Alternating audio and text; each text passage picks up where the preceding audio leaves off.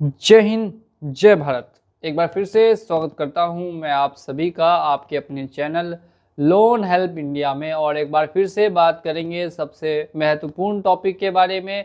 Bank, NBFC या credit card का personal loan है तो कंपनियां कॉल करके जीने नहीं देती, जीना हराम कर देती है। इतना कॉल करती है कि आपको देख देख के ही परेशानी होने लगती है कि आखिर क्या बात हो गई कि आपको इतने कॉल्स आने लगे हैं। और काफ़ी लोग तो कॉल को पूरी तरीके से इग्नोर करते हैं और काफ़ी लोग पूरी तरीके से इग्नोर नहीं भी कर पाते हैं। तो ऐसे में उनको कंपनी से कैसी बात करनी होगी। कंपनी की 3 बातें जिनका आपको ध्यान रखना है। अगर इन तीनों में से कोई भी बात आपको कंपनी कहती है तो आपको उसको कैसे रिप्लाई देना है, इन सभी के बारे में डिस्कशन होगा आज के इस वीडियो में। एक बार फिर से स्वागत करता हूं आप सभी का अपने चैनल लोन हेल्प इंडिया पे। और अगर आपने अभी तक हमारे चैनल को सब्सक्राइब नहीं किया है तो ऑफिशियली जाके हमारे चैनल को सब्सक्राइब करके और बेल आइकन को प्रेस कर दीजिए। तो सबसे पहले बात करते हैं, जब कंपनियां कॉल करती है तो कंपनियां कॉल करने के बाद सबसे पहले आपको यही बोलती है कि फलाना मैं कंपनी से उनके बिहाफ में बात कर रही हूँ, मेरा नाम ये है, मेरा नाम वो है, और आपसे बात क्या हो पा रही है। क्या किसी, मान लेते हैं एक व्यक्ति है जिनका नाम पप्पू कुमार है, क्या पप्पू कुमार से बात हो पा रही है। तो जैसा ही वो आपको बोलेंगे कि वो किसी लोन कंपनी से बात कर रहे हैं और आपका नाम पप्पू कुमार है, तो आप बोल दीजिए कि मैं पप्पू कुमार नहीं बोल रहा, मैं उनका छोटा भाई बोल रहा हूँ, बताइए कि क्या बात है।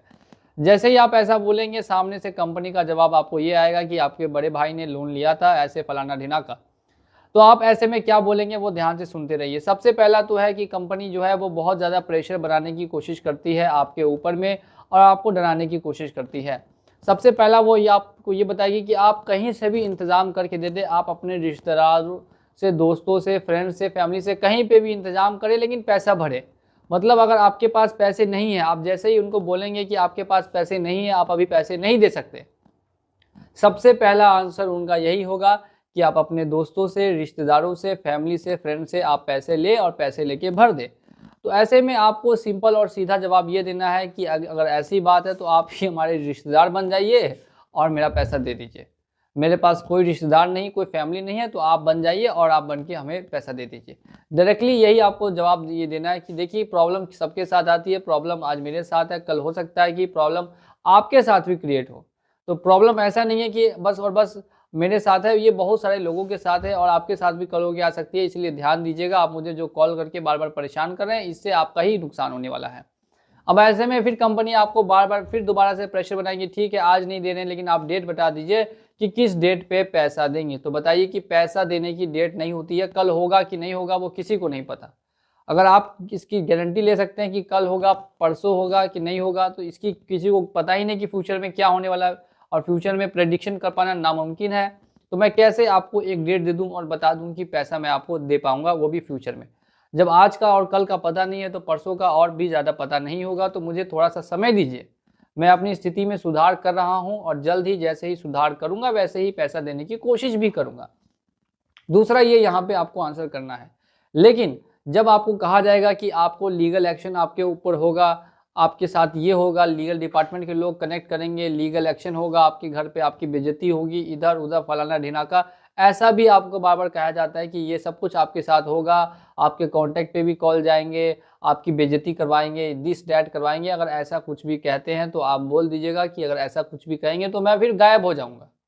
मैं इस तरीके से गायब हो जाऊंगा कि फिर आप ज़िंदगी भर मुझे ढूंढ नहीं पाएंगे और ज़िंदगी भर आपका 1 रुपया भी नहीं मिलेगा।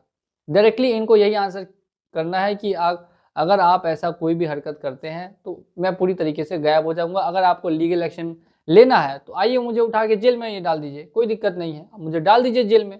अगर आपको लीगल एक्शन ही लेना है तो आप मुझे उठाइए, उठा के जेल में डाल दीजिए। मेरे पास खाने के पैसे नहीं है, जेल में रहूंगा तो 2 टाइम की रोटी मिलेगी, वहाँ खाने के लिए मिलेगा, यहाँ तो खाने के लिए भी मांगना पड़ रहा है। तो आप सीधे ऐसा जवाब देंगे कि सामने वाला व्यक्ति पूरी तरीके से सन्नाटा होकर और वो कोमा में चला जाएगा, फिर दोबारा उनको कॉल करने की हिम्मत ही नहीं होगी।